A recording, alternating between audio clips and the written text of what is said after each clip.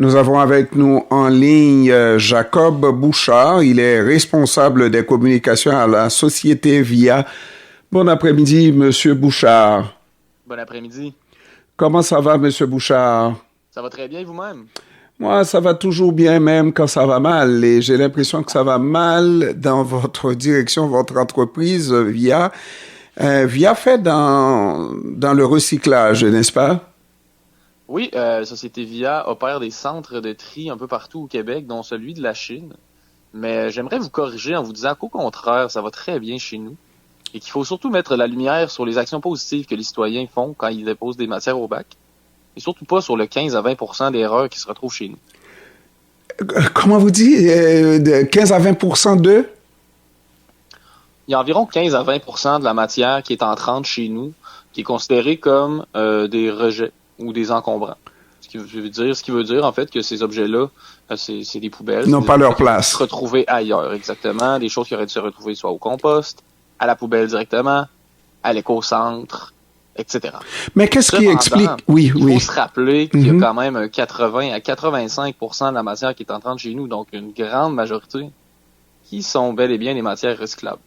Et ça, on n'en parle pas assez souvent. On n'en parle pas assez souvent et c'est la mauvaise nouvelle qui fait les manchettes. Concentrons-nous sur le 20% quand même, parce qu'il faudrait, on pourrait aller jusqu'à, je sais pas là, jusqu'à 90%. Et ça fait quand même assez longtemps qu'on fait du recyclage ici au Québec.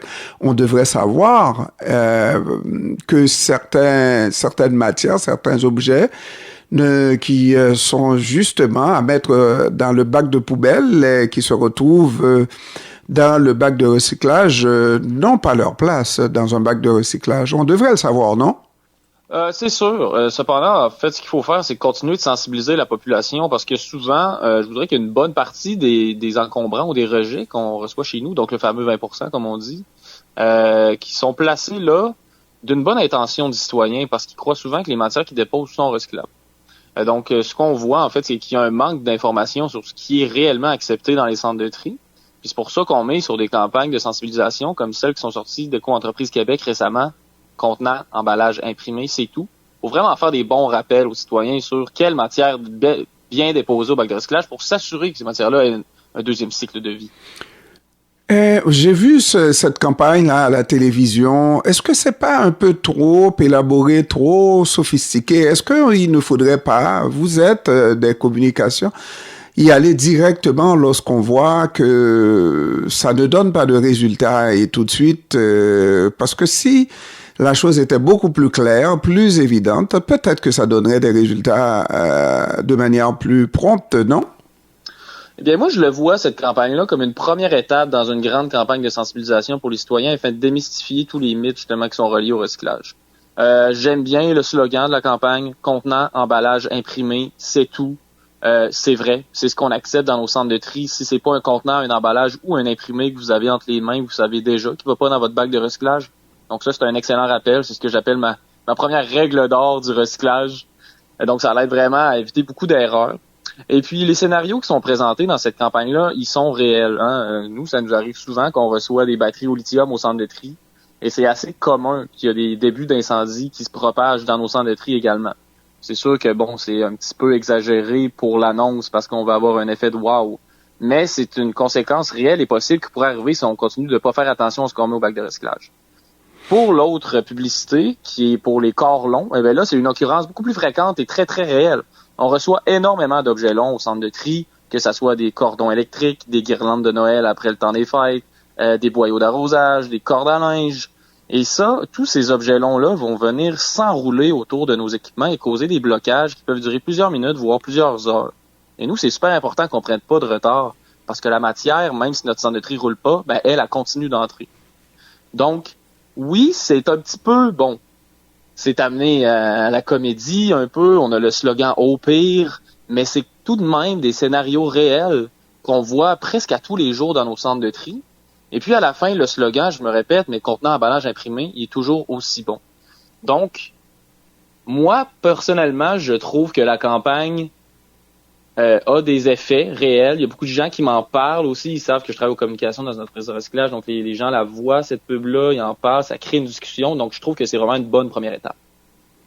Maintenant, vous vous donnez combien de temps avant d'avoir de réels effets, savoir si le message va être modifié pour ramener la chose sur le plancher des vaches, comme on dit.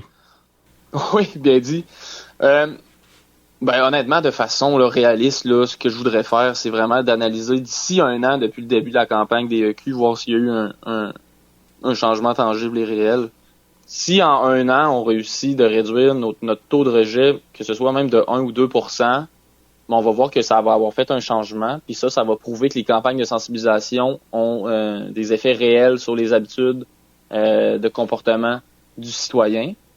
Puis nous, chez Société Via, la transparence, c'est une de nos valeurs piliers. Hein. Donc, on veut vraiment, justement, que les gens soient au courant de non seulement c'est quoi un centre de tri, mais comment ça fonctionne, puis comment les gens ils peuvent améliorer leur tri à la maison, mais aussi les gestes à éviter. Donc, c'est pour ça qu'aujourd'hui, justement, je suis ici pour rappeler aux gens que faut pas trop fixer sur le négatif dans les centres de tri. C'est sûr qu'il y a des gens qui font des erreurs, mais cependant, souvent, ça vient d'une bonne intention ou d'un manque de connaissances. Il faut vraiment que les gens qui recyclent déjà bien continuent à faire leurs efforts, parce qu'au final, c'est ça qui paye pour nous et tous. Maintenant, il y a aussi le fait que lorsqu'on essaye de jauger la valeur du travail, on se compare à d'autres, n'est-ce pas, pour voir qu'est-ce qui ne marche pas et pourquoi ça ne marche pas. Est-ce que vous avez des comparatifs avec d'autres sociétés où ça marche mieux, où ça marche moins bien, pour savoir où est-ce qu'on en est au Québec? Je vous dirais que quand on regarde en Amérique du Nord, on est pas mal dans la moyenne pour le taux de rejet qui rentre dans les centres de tri, que ce soit un peu partout au Canada ou même aux États-Unis. Cependant, je peux vous dire qu'au Québec, on est vraiment les champions en termes de recyclabilité du volume. Donc, les Québécois sont un des peuples qui recyclent le plus. Donc oui, encore une fois, il y a quelques erreurs, mais au moins les gens sont vraiment conscients qu'il faut qu'ils déposent les bonnes matières au bac bleu la majorité du temps. Donc, quand on se compare, on se console, comme on dit, puis ça va pas si mal que ça ici. Donc, les Québécois, toute proportion gardée, recyclent beaucoup plus qu'ailleurs en Amérique du Nord, c'est ça? En termes de volume, oui. Cependant, le taux de rejet, comme on parle depuis tantôt, pourrait être amélioré. Et bien ça, encore une fois, ça passe par des campagnes de sensibilisation, des visites des centres de tri, de l'information à jour et centralisée pour tout le Québec. C'est ce qu'on essaie de mettre sur pied, là, nous aussi, dans les centres de tri, un peu partout au Québec. Là, maintenant, aussi, on a l'aide d'Éco-entreprise Québec qui vient nous donner un coup de pouce. Et vous êtes partout au Québec. Est-ce qu'il y a des villes où ça va mieux que d'autres villes? Société Via, oui, on est un petit peu partout dans la province. On a le centre de tri de la Chine à Montréal. On a lui à Québec. On a lui à Lévis, Saguenay et Rivière-du-Loup. Puis je vous dirais que la moyenne est vraiment toujours entre 15 et 20% de rejet. Donc on oscille un peu toujours entre ça. Puis il n'y a pas des villes qui sont vraiment meilleures que d'autres. Donc on voit justement que l'information est un peu fragmentée, on ne sait pas trop à quoi se référer. Il nous faudrait vraiment une banque de données centralisée et les mêmes règles pour tous dans tous les centres de tri pour s'assurer justement que nos taux de rejet soient à jour puis qu'on sache que tous les Québécois aient la même information. Puis à défaut de me répéter, Éco-entreprise, avec la campagne qu'ils font puis la plateforme qu'ils vont développer, vont s'occuper justement de créer une base de données centralisée pour mieux guider le Québécois lors de son tri des matières. Mais entre-temps, si jamais les citoyens ont des questions et qu'ils sont pas sûrs de dans quel bac la matière doit se déposer, ils peuvent toujours télécharger l'application Ça va où de Recyc Québec, qui est un petit moteur de recherche, un peu comme un Google, où on va écrire la matière qu'on dépose au bac, puis ensuite de ça, l'application va nous dire dans quel bac la déposer. Donc, si par exemple, j'écrivais cœur de pomme, Ça va où me dirait compost. Et donc, c'est très utile justement pour éviter les erreurs ou pour pallier au manque d'informations qu'il y a en ce moment. Et puis, pour terminer, est-ce qu'il y a des villes qui recyclent tout simplement plus que d'autres? À Montréal, le volume est énorme. Je vous dirais qu'à Montréal... Non, toute proportion gardée, là. Vous voulez dire par capita? Oui, per capita, oui. Oui. Je vous dirais qu'il n'y a pas de différence énorme. D'une ville à l'autre? Ou notable, d'une ville à l'autre, vraiment. c'est sûr que comme je disais, bon, par volume, c'est sûr que Montréal beaucoup plus que les autres villes. Mais par capita, je voudrais que Québec se distingue un petit peu par le recyclage de son papier. Il y a énormément de papier qui est recyclé à Québec parce qu'il y a encore plusieurs journaux papier qui sont distribués à chaque jour. Cependant, là, je voudrais que la province au complet se ressemble. Puis nous, tu sais, chez Société Via, je vous ai dit, le 5 emplacements de nos centres de tri. On prend la matière d'un peu partout de la province. Là, tu sais, ça va jusqu'à la Côte-Nord, Charlevoix. On s'en va même chercher la matière jusqu'en haut de la Gaspésie et tout. Donc, ce qui arrive dans nos centres de tri, c'est vraiment représentatif de ce qu'il y a partout au Québec. Puis je vous dirais qu'encore une fois, dans une grande majorité des cas, les Québécois font vraiment un bon travail sur les matières qu'ils déposent au bac. Même si parfois, on pourrait aller pallier quelques petites erreurs, mais ça passe par les campagnes de sensibilisation. Et puis, j'ai manqué un élément dans ma formule, imprimer emballage, Contenant, contenant. emballage, imprimé. Ouais, donc un contenant, ça pourrait être une Une bouteille d'eau en boîte, plastique, mhm. ça pourrait être une bouteille d'huile en plastique, exactement. La bouteille d'eau. Un pot de yogourt, Mhm. exact. Mhm. Un emballage, ben ça pourrait être une boîte de carton pour des céréales, une boîte de carton que vous faites venir pour Amazon, etc., pour un colis. OK. Puis Tout un le imprimé, carton, hein, tout le cartonnage. oui, tout le carton, ça va. Mhm. Puis les imprimés, ben ça parle un peu pour eux-mêmes, mais tu sais, c'est tout ce qui est feuilles de papier, cahier, un livre sans la reliure, évidemment. Évidemment. Petit dépliant, etc. Donc encore une fois, vous pouvez vous fier à l'application Ça va où si vous avez des questionnements. Alors, contenant, emballage imprimé, C'est tout. c'est tout, n'est-ce pas? Et les autres, la poubelle ou le compost. Poubelle, compost, éco-centre, faites vos recherches sur Internet, c'est tellement accessible et facile. Ça prend quelques secondes, puis ça vaut la peine. Jacob Bouchard, responsable des communications à Société Via, je vous remercie d'avoir pris du temps de nous parler cet après-midi, mon cher. Merci à vous. Une personne sensibilisée en vaut 5. Merci énormément. Merci. Merci, au Au revoir. revoir.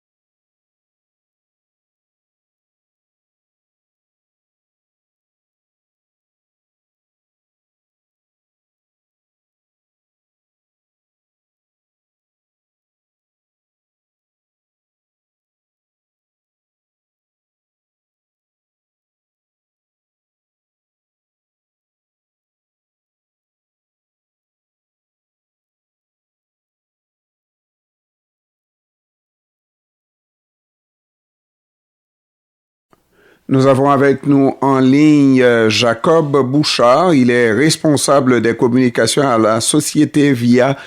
Bon après-midi, Monsieur Bouchard. Bon après-midi. Comment ça va, Monsieur Bouchard? Ça va très bien vous-même? Moi, ça va toujours bien, même quand ça va mal. Et j'ai l'impression que ça va mal dans votre direction, votre entreprise VIA. VIA fait dans le recyclage, n'est-ce pas? Oui, Société VIA opère des centres de tri un peu partout au Québec, dont celui de la Chine. Mais j'aimerais vous corriger en vous disant qu'au contraire, ça va très bien chez nous et qu'il faut surtout mettre la lumière sur les actions positives que les citoyens font quand ils déposent des matières au bac et surtout pas sur le 15 à 20% d'erreurs qui se retrouvent chez nous. Comment vous dites? De 15 à 20% de? Il y a environ 15 à 20% de la matière qui est entrante chez nous, qui est considérée comme des rejets ou des encombrants. Ce qui veut dire en fait que ces objets-là, c'est des poubelles. Ils n'ont pas leur place. Se retrouver ailleurs, exactement. Des choses qui auraient dû se retrouver soit au compost, à la poubelle directement, à l'éco-centre, etc. Mais qu'est-ce qui explique? Il faut se rappeler qu'il y a quand même 80 à 85% de la matière qui est entrante chez nous, donc une grande majorité, qui sont bel et bien des matières recyclables. Et ça, on n'en parle pas assez souvent. On n'en parle pas assez souvent et c'est la mauvaise nouvelle qui fait les manchettes. Mais concentrons-nous sur le 20% quand même, parce qu'il faudrait, on pourrait aller jusqu'à, je sais pas là, jusqu'à 90%. Et ça fait quand même assez longtemps qu'on fait du recyclage ici au Québec. On devrait savoir que certaines matières, certains objets qui sont justement à mettre dans le bac de poubelle, qui se retrouvent dans le bac de recyclage, n'ont pas leur place dans un bac de recyclage. On devrait le savoir, non? C'est sûr. Cependant, en fait, ce qu'il faut faire, c'est continuer de sensibiliser la population parce que souvent, je voudrais qu'il y ait une bonne partie des encombrants ou des rejets qu'on reçoit chez nous, donc le fameux 20%, comme on dit, qui sont placés là d'une bonne intention du citoyen parce qu'ils croient souvent que les matières qu'ils déposent sont recyclables. Donc, ce qu'on voit, en fait, c'est qu'il y a un manque d'informations sur ce qui est réellement accepté dans les centres de tri. Puis c'est pour ça qu'on met sur des campagnes de sensibilisation comme celles qui sont sorties de Co-entreprise Québec récemment, contenant, emballage imprimé, c'est tout. Faut vraiment faire des bons rappels aux citoyens sur quelle matière bien déposer au bac de recyclage pour s'assurer que ces matières-là aient un deuxième cycle de vie. J'ai vu cette campagne-là à la télévision. Est-ce que c'est pas un peu trop élaboré, trop sophistiqué? Est-ce qu'il ne faudrait pas, vous êtes des communications, y aller directement lorsqu'on voit que ça ne donne pas de résultat et tout de suite, parce que si la chose était beaucoup plus claire, plus évidente, peut-être que ça donnerait des résultats de manière plus prompte, non? Eh bien, moi, je le vois, cette campagne-là, comme une première étape dans une grande campagne de sensibilisation pour les citoyens afin de démystifier tous les mythes, justement, qui sont reliés au recyclage. J'aime bien le slogan de la campagne, contenant, emballage imprimé, c'est tout. C'est vrai, c'est ce qu'on accepte dans nos centres de tri. Si c'est pas un contenant, un emballage ou un imprimé que vous avez entre les mains, vous savez déjà qu'il va pas dans votre bac de recyclage. Donc ça, c'est un excellent rappel. C'est ce que j'appelle ma première règle d'or du recyclage. Donc ça l'aide vraiment à éviter beaucoup d'erreurs. Et puis, les scénarios qui sont présentés dans cette campagne-là, ils sont réels. Nous, ça nous arrive souvent qu'on reçoit des batteries au lithium au centre de tri. Et c'est assez commun qu'il y a des débuts d'incendie qui se propagent dans nos centres de tri également. C'est sûr que, bon, c'est un petit peu exagéré pour l'annonce parce qu'on va avoir un effet de wow. Mais c'est une conséquence réelle et possible qui pourrait arriver si on continue de ne pas faire attention à ce qu'on met au bac de recyclage. Pour l'autre publicité, qui est pour les corps longs, eh bien là, c'est une occurrence beaucoup plus fréquente et très, très réelle. On reçoit énormément d'objets longs au centre de tri, que ce soit des cordons électriques, des guirlandes de Noël après le temps des fêtes, des boyaux d'arrosage, des cordes à linge. Et ça, tous ces objets longs-là vont venir s'enrouler autour de nos équipements et causer des blocages qui peuvent durer plusieurs minutes, voire plusieurs heures. Et nous, c'est super important qu'on prenne pas de retard, parce que la matière, même si notre centre de tri roule pas, ben elle continue d'entrer. Donc, oui, c'est un petit peu, bon, c'est amené à la comédie un peu, on a le slogan « au pire », mais c'est tout de même des scénarios réels qu'on voit presque à tous les jours dans nos centres de tri. Et puis à la fin, le slogan, je me répète, mais contenant emballage imprimé, il est toujours aussi bon. Donc, moi, personnellement, je trouve que la campagne a des effets réels. Il y a beaucoup de gens qui m'en parlent aussi. Ils savent que je travaille aux communications dans une entreprise de recyclage. Donc, les gens la voient, cette pub-là, ils en parlent, ça crée une discussion. Donc, je trouve que c'est vraiment une bonne première étape. Maintenant, vous vous donnez combien de temps avant d'avoir de réels effets, savoir si le message va être modifié pour ramener la chose sur le plancher des vaches, comme on dit. Oui, bien dit. Honnêtement, de façon là, réaliste, là, ce que je voudrais faire, c'est vraiment d'analyser d'ici 1 an, depuis le début de la campagne des EQ, voir s'il y a eu un changement tangible et réel.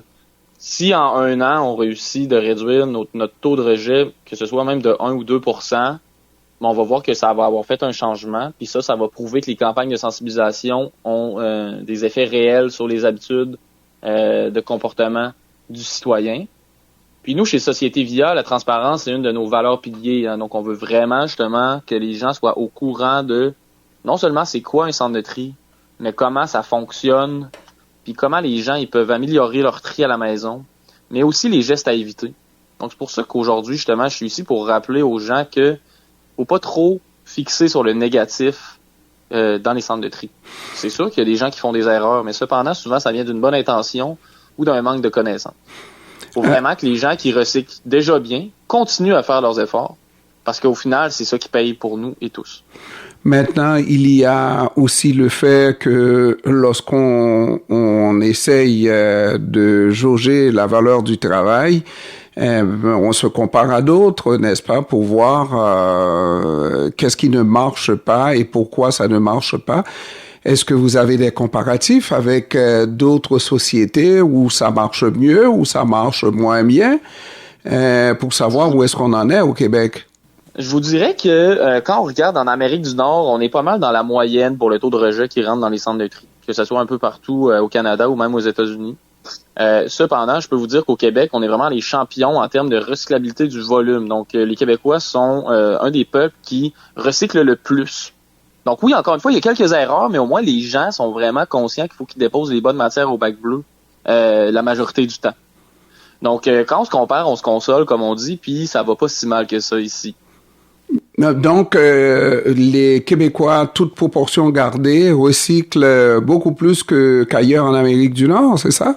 En termes de volume, oui.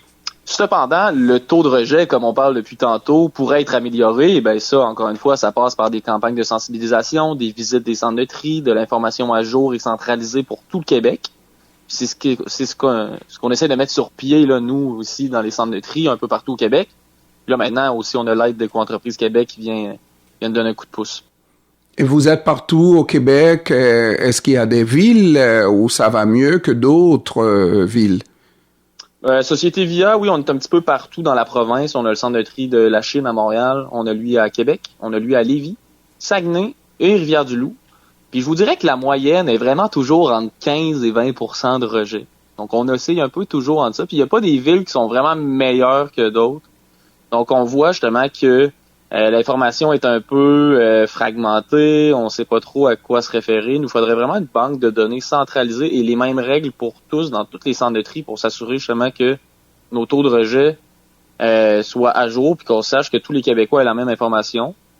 Puis à défaut de me répéter, Éco-entreprise, avec la campagne qu'ils font puis la plateforme qu'ils vont développer, vont s'occuper justement de créer une base de données centralisée pour mieux guider le Québécois lors de son tri des matières. Mais entre-temps, si jamais les citoyens ont des questions et qu'ils sont pas sûrs de dans quel bac la matière doit se déposer, ils peuvent toujours télécharger l'application Ça va où de Recyc Québec, qui est un petit moteur de recherche, un peu comme un Google, où on va écrire la matière qu'on dépose au bac, puis ensuite de ça, l'application va nous dire dans quel bac la déposer. Donc, si par exemple, j'écrivais cœur de pomme, Ça va où me dirait compost. Et donc, c'est très utile justement pour éviter les erreurs ou pour pallier au manque d'informations qu'il y a en ce moment. Et puis, pour terminer, est-ce qu'il y a des villes qui recyclent tout simplement plus que d'autres? À Montréal, le volume est énorme. Je vous dirais qu'à Montréal... Non, toute proportion gardée, là. Vous voulez dire par capita? Oui, per capita, oui. Oui. Je vous dirais qu'il n'y a pas de différence énorme. D'une ville à l'autre? Ou notable, d'une ville à l'autre, vraiment. c'est sûr que, comme je disais, bon, par volume, c'est sûr que Montréal, beaucoup plus que les autres villes. Mais par capita, je voudrais que Québec se distingue un petit peu par le recyclage de son papier. Il y a énormément de papier qui est recyclé à Québec parce qu'il y a encore plusieurs journaux papier qui sont distribués à chaque jour. Cependant, là, je voudrais que la province au complet se ressemble. Puis nous, tu sais, chez Société Via, je vous ai dit, le 5 emplacements de nos centres de tri. On prend de la matière d'un peu partout de la province. Là, tu sais, ça va jusqu'à la Côte-Nord, Charlevoix. On s'en va même chercher la matière jusqu'en haut de la Gaspésie et tout. Donc, ce qui arrive dans nos centres de tri, c'est vraiment représentatif de ce qu'il y a partout au Québec. Puis je vous dirais qu'encore une fois, dans une grande majorité des cas, les Québécois font vraiment un bon travail sur les matières qu'ils déposent au bac. Même si parfois, on pourrait aller pallier quelques petites erreurs, mais ça passe par les campagnes de sensibilisation. Et puis, j'ai manqué un élément dans ma formule, imprimer, emballage. Contenant. Emballage, imprimé. Oui, donc un contenant, ça pourrait être une boîte en plastique, ça pourrait être une bouteille d'huile en plastique, exactement. La bouteille d'eau. Un pot de yogourt, exact. Un emballage, ça pourrait être une boîte de carton pour des céréales, une boîte de carton que vous faites venir pour Amazon, etc., pour un colis. OK. Tout le carton, hein, tout le cartonnage. Oui, tout le carton, ça va. Puis les imprimés, ça parle un peu pour eux-mêmes. C'est tout ce qui est feuilles de papier, cahier, un livre sans la reliure, évidemment. Évidemment. Petit dépliant, etc. Donc, encore une fois, vous pouvez vous fier à l'application Ça va où si vous avez des questionnements. Alors, quand un emballage imprimé, c'est tout, n'est-ce pas? Et les autres, la poubelle ou le compost? Poubelle, compost, éco-centre. Faites vos recherches sur Internet, c'est tellement accessible et facile. Ça prend quelques secondes, puis ça vaut la peine. Jacob Bouchard, responsable des communications à Société Via, je vous remercie d'avoir pris du temps de nous parler cet après-midi, mon cher. Merci à vous. Une personne sensibilisée en vaut 5. Merci énormément. Merci, au revoir.